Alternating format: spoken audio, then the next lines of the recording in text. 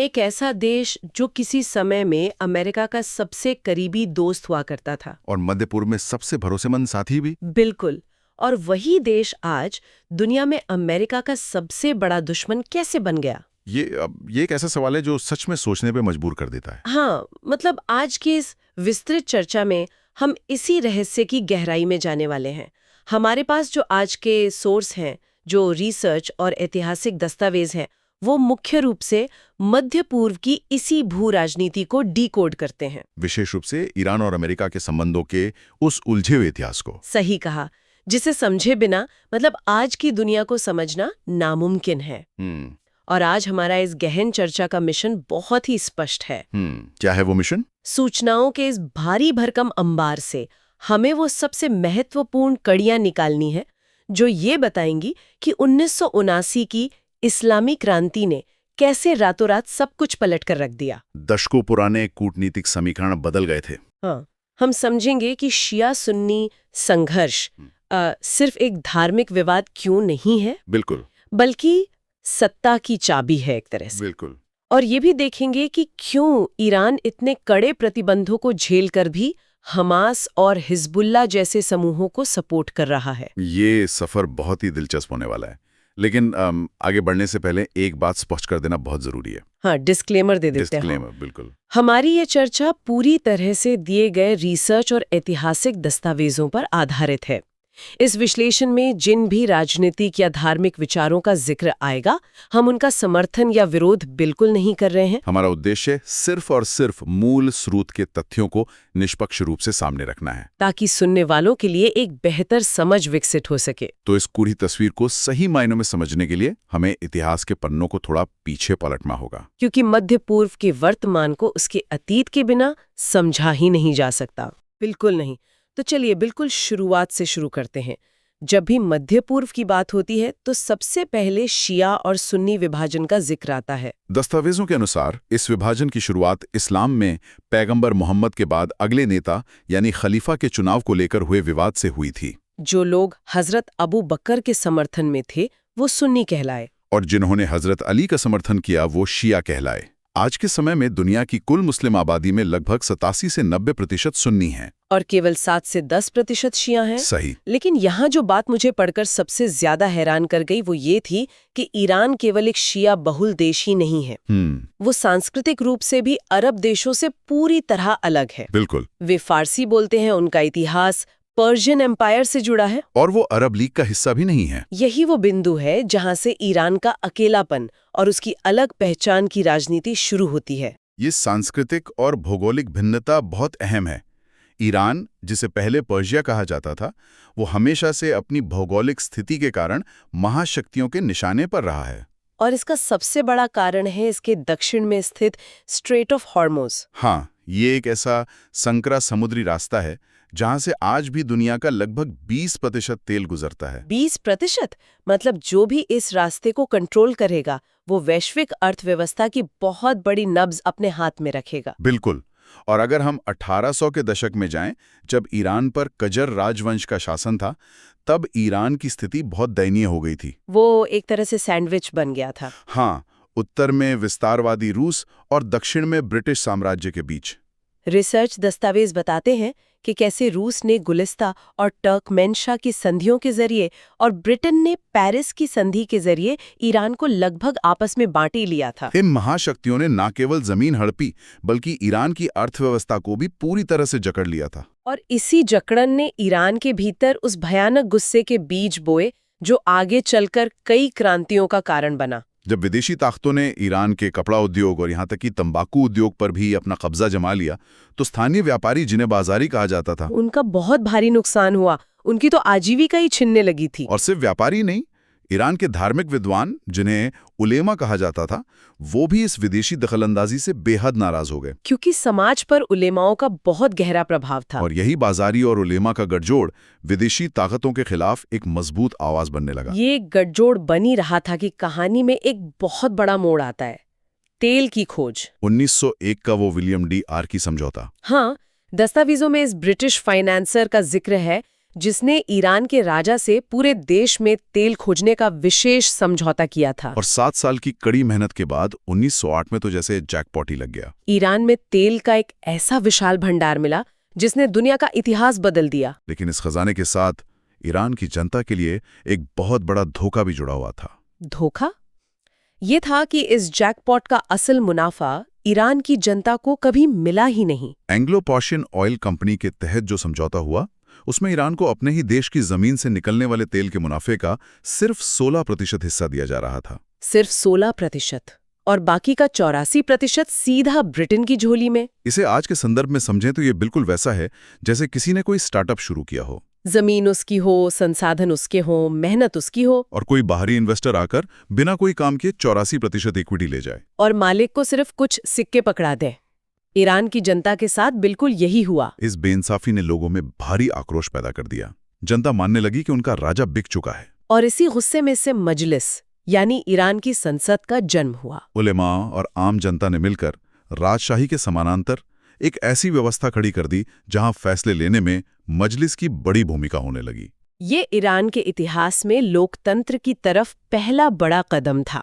लेकिन विदेशी ताकतें ईरान के इस अनमोल तेल को इतनी आसानी से छोड़ने वाली नहीं थीं। पहले विश्व युद्ध के बाद जब ब्रिटेन को लगा कि ईरान में उभरते हुए राष्ट्रवाद के कारण तेल पर उसका नियंत्रण कमजोर पड़ सकता है, तो उसने 1920 के दशक में ईरान की सेना के ही एक अधिकारी रेजा खान पहलवी का गुप्त रूप से समर्थन किया। रेजा खान ने तख्तापलट किया, पुरानी राजशाही को उखाड़ फेंका और खुद ईरान के नए राजा बन गए। दस्तावेज बताते हैं कि सत्ता में आने के बाद रेजा खान ने ईरान का तेजी से पश्चिमीकरण शुरू किया। उन्होंने कई कड़े फैसले लिए। आदमियों के लिए पश्चिमी शैली का हैट लगाना अनिवार्य कर दिया। मस्जिदों में परंपरा के खिलाफ जाकर कुर्सियां लगा दी गई। और औरतों के लिए बुर्का या चादर पहनना पूरी तरह बैन कर दिया गया। लेकिन ये सारा आधुनिकीकरण एक बेहद सख्त तानाशाही रवैये के साथ थोपा जा रहा था। टैक्स इतने बढ़ा दिए गए थे कि गरीब जनता की कमर टूट गई थी। फिर आता है द्वितीय विश्व युद्ध का दौर, जहां ब्रिटेन और रूस ईरान पर फिर से हमला कर देते हैं ताकि युद्ध के लिए तेल की सप्लाई लाइन सुरक्षित रहे। और इसी दौरान इस क्षेत्र में एक नई महाशक्ति की एंट्री होती है, अमेरिका। अमेरिका की एंट्री कूटनीतिक रूप से बहुत अहम थी। पुरानी ताकतें कमजोर पड़ रही थीं और अमेरिका की बढ़ती अर्थव्यवस्था को ऊर्जा की सख्त जरूरत थी। तो ईरान का तेल अब अमेरिका की कूटनीति का भी मुख्य केंद्र बन चुका था। ये तो हुई तेल की बात, लेकिन जब देश की संपदा विदेशियों के हाथ में हो तो जो राष्ट्रीय घुटन महसूस होती है। उसी घुटन में 1951 में एक राजनीतिक ज्वालामुखी का रूप ले लिया। यहाँ की कहानी बहुत दिलचस्प है। बहुत ज्यादा। 1951 में ईरान के एक बेहद लोकप्रिय और राष्ट्रवादी नेता मोहम्मद मोसादेग, जो प्रधानमंत्री भी बने, उन्होंने एक ऐतिहासिक कदम उठाया जिसने पश्चिमी देशों की नींद उड़ा दी थी। मोसादेग ने ईरान के तेल उद्योग का पूरी तरह से राष्ट्रीयकरण कर दिया। इसका सीधा मतलब था कि अब कोई भी विदेशी कंपनी ईरान का तेल नहीं लूटेगी। ईरान खुद अपना तेल निकालेगा और खुद बेचेगा। भू राजनीतिक परिदृश्य से देखें तो ये एक नवोदित राष्ट्र के लिए अपनी संप्रभुता वापस पाने का बहुत साहसिक प्रयास था। लेकिन अमेरिका और ब्रिटेन के लिए ये बर्दाश्त से बाहर था। रिसर्च स्पष्ट रूप से बताती है कि इसके जवाब में अमेरिका की CIA और ब्रिटेन की MI6 ने मिलकर 1953 में एक खुफिया ऑपरेशन चलाया और तख्तापलट करवा दिया। एक लोकतांत्रिक रूप से चुने गए प्रधानमंत्री को उखाड़ फेंका और मोहम्मद रेजा पहलवी यानी शाह को फिर से असीमित ताकतों के साथ गद्दी पर बैठा दिया। यहाँ एक बहुत बड़ा और कड़वा विरोधाभास देखने को मिलता है। बिल्कुल। एक तरफ पश्चिमी देश खुद को लोकतंत्र का चैंपियन कहते हैं और दूसरी तरफ सस्ते तेल के लिए एक उभरते लोकतंत्र की बेरहमी से हत्या कर देते हैं और तानाशाही राजशाही को थोप देते हैं। क्या यह खुला दोहरा मापदंड नहीं था?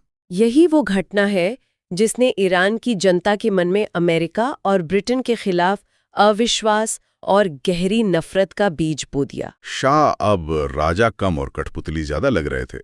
उन्होंने विरोधियों को कुचलने के लिए एक बेहद क्रूर खुफिया पुलिस का इस्तेमाल किया, जिससे जनता में डर और गुस्सा बढ़ता गया। और इसी माहौल में उदय होता है आयतुल्लाह रूहुल्लाह खुमैनी का। खुमैनी के उदय की कहानी किसी राजनीतिक थ्रिलर से कम नहीं है। जब खुमैनी ने शाह की नीतियों का खुलकर विरोध किया तो शाह ने उन्हें निर्वासित कर दिया। पहले इराक और फिर फ्रांस। शाह को लगा कि देश से बाहर निकालने से आवाज दब जाएगी। लेकिन दस्तावेज बताते हैं कि खुमैनी फ्रांस में रहते हुए बेहद प्रभावशाली भाषण देते थे और उन भाषणों को ऑडियो कैसेट में रिकॉर्ड किया जाता था। और फिर स्मगलिंग के जरिए ईरान के कोने-कोने में पहुंचाया जाता था। लोग छुप-छुप कर उन कैसेट्स को सुनते थे। ये सूचना युद्ध और मनोवैज्ञानिक रणनीति का बहुत ही प्रारंभिक लेकिन प्रभावी उदाहरण था। जो काम आज सोशल मीडिया करता है वो उस दौर में खुमैनी ने ऑडियो कैसेट से किया। अपने भाषणों में खुमैनी ने विलायत फाकी का विचार रखा। विलायत फाकी, जिसका अर्थ है कि कानून बनाने का हक सिर्फ अल्लाह को है। इसलिए देश को इस्लामी शरिया कानूनों के हिसाब से और धार्मिक विद्वानों के नेतृत्व में चलना चाहिए। 1978 आते आते ये विचार सड़कों पर भयंकर ज्वालामुखी बन चुका था। मुहर्रम के दौरान पूरे देश में शाह के खिलाफ विशाल प्रदर्शन हुए। शाह ने गोलियां चलवाई, लेकिन जनता का सैलाब रुका नहीं। हालात बेकाबू हुए तो जनवरी 1979 में शाह कैंसर के इलाज का बहाना बनाकर अमेरिका भाग गए। इसके बाद खुमैनी ईरान लौटे और अप्रैल 1979 में एक ऐतिहासिक जनमत संग्रह हुआ, जिसमें 98% लोगों ने ईरान को एक इस्लामिक रिपब्लिक बनाने के पक्ष में भारी मतदान किया। और रातों रात ईरान एक पश्चिमी समर्थक राजशाही से एक धर्मतंत्र में बदल गया। ये वही महान इस्लामी क्रांति थी जिसने पूरी दुनिया की राजनीति को हमेशा के लिए बदल दिया। लेकिन बात यहीं खत्म नहीं हुई। कुछ ही महीनों बाद एक ऐसी भीषण कूटनीतिक घटना हुई जिसने अमेरिका और ईरान के बीच दुश्मनी की स्थायी लकीर खींच दी। 4 नवंबर 1979 का वो दिन। ईरान के उग्र प्रदर्शनकारियों ने तेहरान में अमेरिकी दूतावास पर धावा बोल दिया और 52 अमेरिकियों को बंधक बना लिया। ये संकट पूरे 444 दिनों तक चला। उनकी मांग थी कि अमेरिका शाह को वापस ईरान के हवाले करे। इस घटना ने बचे कुचे कूटनीतिक संबंधों को पूरी तरह से राख कर दिया। क्रांति के बाद की भू राजनीति समझना बहुत जरूरी है। खुमैनी ने घोषणा कर दी कि वे इस इस्लामिक क्रांति को सिर्फ ईरान तक सीमित नहीं रखेंगे, बल्कि आसपास के अन्य मुस्लिम देशों में भी फैलाएंगे। इस विस्तारवादी घोषणा ने आसपास के सुन्नी बहुल देशों को बुरी तरह डरा दिया। और इसी डर का खौफनाक नतीजा था ईरान-इराक युद्ध। इराक के नेता सद्दाम हुसैन, जो सुन्नी थे, उन्हें डर सताने लगा कि इराक की शिया आबादी विद्रोह न कर दे।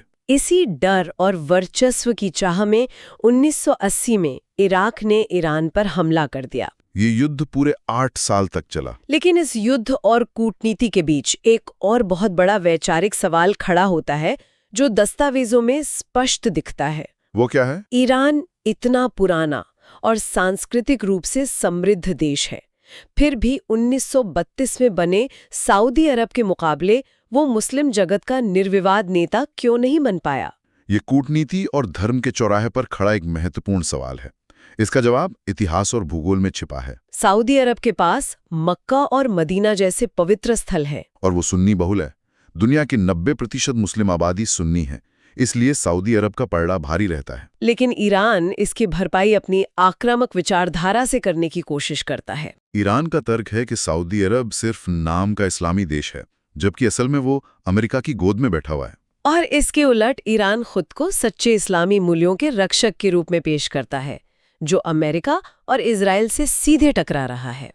मुस्लिम जगत के नेतृत्व की इस जंग में ईरान ने एक ऐसी रणनीति अपनाई है जो हैरान करती है। हाँ, दस्तावेजों में ये चौंकाने वाला तथ्य है कि ईरान कट्टर शिया बहुल देश होकर भी हमास जैसे सुन्नी समूह को इतना भारी समर्थन क्यों देता है? शिया सुन्नी विवाद के बावजूद ये गठजोड़, यहीं पर ईरान की प्रॉक्सी रणनीति समझ आती है। ईरान जानता है कि सुन्नी बहुल वर्ल्ड का लीडर बनने के लिए उसे एक ऐसा वैश्विक मुद्दा उठाना होगा जो सबके लिए भावनात्मक हो। और वो मुद्दा है फिलिस्तीन और इजराइल का संघर्ष। इजराइल का विरोध करके ईरान खुद को इस्लामी जगत का चैंपियन स्थापित करना चाहता है। तो सीधे युद्ध के मैदान में ना उतरकर वो इन छोटे समूहों के जरिए लड़ाई लड़ रहा है।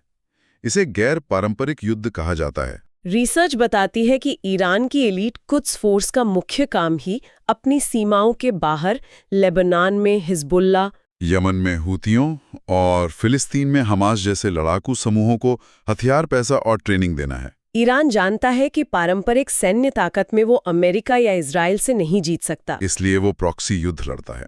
ये कोई तुरंत प्रतिक्रिया नहीं, बल्कि दशकों लंबा कूटनीतिक निवेश है। लेकिन इस रणनीति की ईरान को विनाशकारी कीमत चुकानी पड़ रही है। बात अगर परमाणु कार्यक्रम की करें तो ईरान वर्तमान में 60% तक यूरेनियम का संवर्धन कर चुका है। हालांकि परमाणु हथियार के लिए 90% चाहिए, लेकिन ईरान इस खतरे के निशान के बहुत करीब है। यह परमाणु कार्यक्रम कोई अचानक लिया गया फैसला नहीं है। तख्ता पलट और युद्धों से सबक लेते हुए ईरान को लगता है कि अमेरिका और इजराइल के खतरे को संतुलित करने के लिए उसके पास न्यूक्लियर डिफेंस होना चाहिए, ताकि कोई उस पर सीधे हमला करने की हिम्मत न कर सके।